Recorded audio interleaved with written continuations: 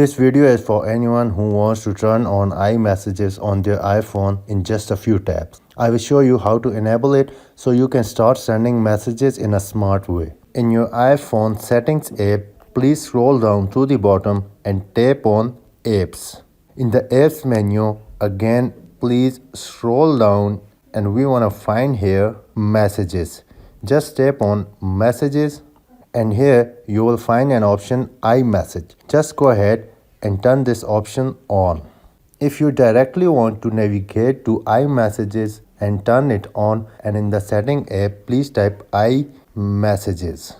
On the top you could see iMessages, apps and messages. Just tap on it and you will directly land on iMessages option. You could just go ahead and turn this off and on right away. If you found this video helpful, don't forget to subscribe and like ITPK. Thanks for watching and I will see you in the next one.